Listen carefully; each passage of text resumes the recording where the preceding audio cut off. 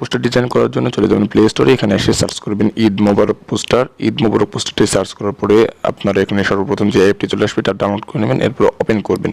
Open করার পরে আপনাদের কাছে পারমিশন চাইবে, আপনারা পারমিশনটা অ্যালাউ করে দেবেন। অ্যালাউ করার পর উপরে থেকে আপনারা ঈদ উল ফিতর এখানে সিলেক্ট করে দিবেন। ওকে, সিলেক্ট করার পর দেখতে পাচ্ছেন এখানে অসংখ্য টেম্পলার আছে। আপনারা যে টেম্পলারটি আপনাদের পছন্দ সেটা আপনারা এখান থেকে সিলেক্ট করে দিবেন। সিলেক্ট করার পর আনলক করতে হবে। আনলক করার জন্য এখানে একটি অ্যাড আসবে, অ্যাডটি আপনারা দেখে নেবেন। 20 থেকে 30 সেকেন্ডের একটি অ্যাডটি দেখা হয়ে গেলে এখানে ওপেন নাও ক্লিক করবেন। ওপেন নাও ক্লিক করার পর দেখতে পাচ্ছেন এখানে গ্যালারি, আপনারা গ্যালারিতে ক্লিক করবেন। এরপর আবারও গ্যালারি থেকে একটি ছবি সিলেক্ট করে নেবেন। ছবি সিলেক্ট করার পর এখান থেকে ক্রপ করে নেবেন।